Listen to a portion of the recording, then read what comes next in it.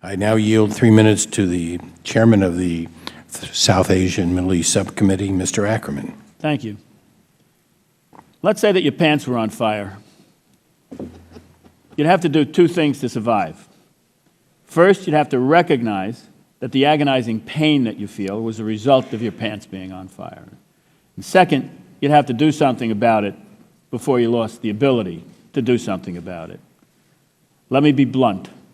Pakistan's pants are on fire. That's bad, of course, but things are actually much, much worse.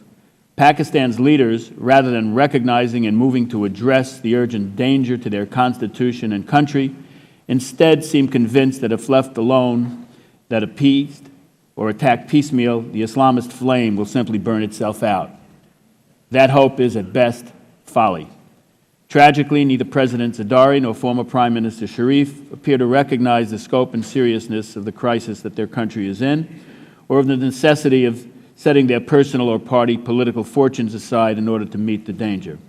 President Zardari has said the right things regarding counterterrorism, about how to fight against al-Qaeda and the Taliban's is Pakistan's fight as well, but in practice his government's response has been slow, weak, and ineffective, as recent events have shown.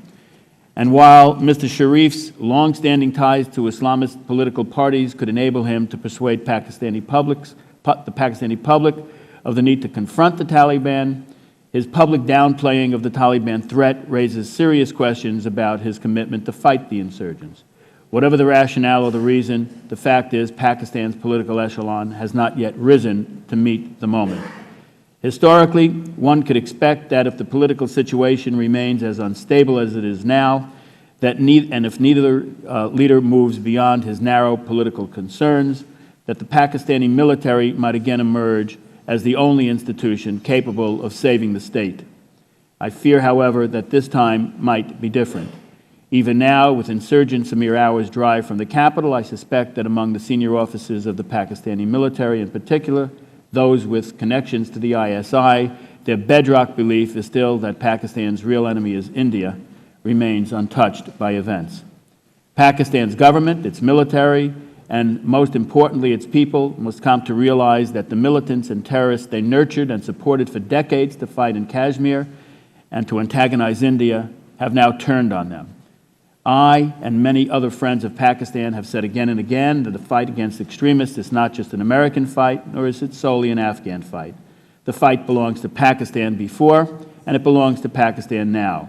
I cannot say it more clearly. There is a real and present danger to Pakistan's survival, but it comes from inside, not outside the country. The fire is real, and they need to respond. The time of the gentleman has expired, and Mr. Ackerman is recognized for 5 minutes. Thank you very much. Very good to see you again, Mr. Ambassador, and congratulations. Thank you. The proposed sale of the new F-16s to Pakistan, will they be using that to fight the terrorists? You're talking now about the new planes or the midlife upgrades? What are we specifically referring to? The F-16 CD Block 50-52s, combat aircraft, 18 new ones. The 18 new ones.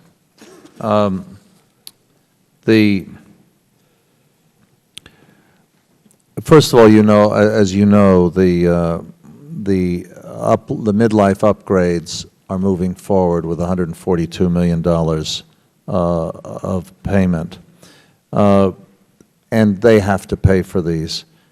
I am told by F-16 pilots that an F-16 with modern avionics can be used as a counterinsurgency tool, but quite honestly, it requires very sophisticated training.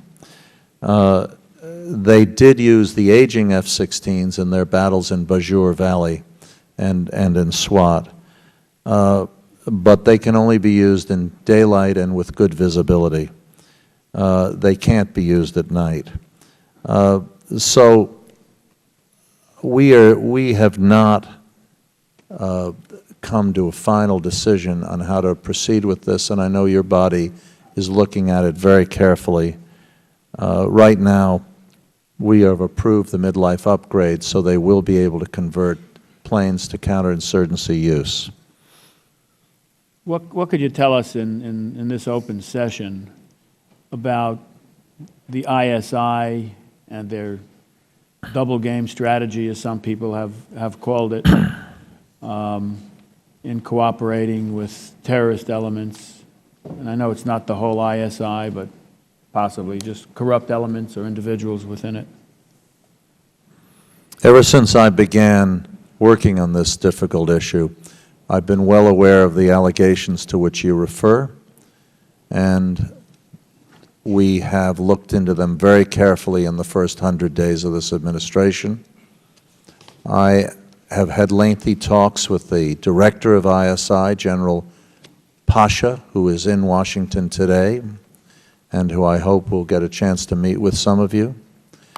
General Pasha wishes to state, and would tell you if he were here, that ISI does not do these things anymore, but he does not deny, nor does anyone else, that in the old days, ISI and the American intelligence services worked together to set up some of the organizations which have now turned against the United States, and there may be some serious legacy issues. It concerns me greatly, and we need to put the most heavy possible pressure on our friends in Pakistan to join us in the fight against the Taliban and its allies. We cannot succeed in Afghanistan without Pakistan's support and involvement, and that means working with the Army and the intelligence services in that regard. Inasmuch as you brought up putting pressure on our friends, how much pressure should we put on them to give us access to AQ-CON? I consider it hard. Mr. Chairman, could we just ask those people passing those signs around to put them down? Yeah, Distracting. will the gentleman please put down his sign that is inappropriate in the committee hearing room? And would the gentleman be like to leave the room? Otherwise, he'll remain quiet. Mr. Ackerman? Yes. Thank you, Mr. Chairman. If the ambassador would continue. AQ-CON. I find it hard to understand, and I said publicly as a private citizen, I found it inexplicable that AQ-CON was not immediately made available to the United States. We had no access, and I just don't understand it, quite frankly. Given the immense amount of damage he did. But that was history. I know, I understand. What do we do now? He's still there. He still knows what he knows. I have and raised we still it. don't know what we don't know. I have raised it with the Pakistani government. Their response is, you know, this happened under the previous government. Yeah, but the guy still has the ability to talk and give us information. I quite understand, Congressman. I share your But if it's a good idea, should we make those F-16s conditional on talking to him to find out to what extent he might have given technology or material to terrorist organizations or failed states or what have you? I do not think that linkage will help either half of the equation, but I certainly share your concern. I raised it on my first trip there. I've raised it publicly. I will continue to raise it.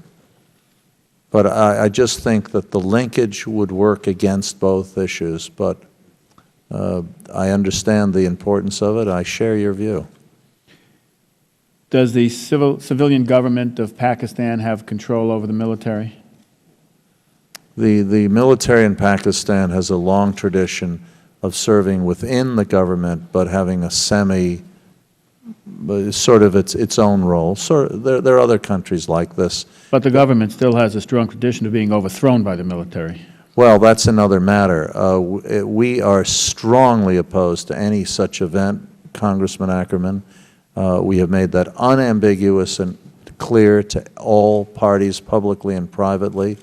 The chairman of our Joint Chiefs of Staff, Admiral Mike Mullen, is in constant contact with his Pakistani counterparts on this issue, and we think this would be a terrible event.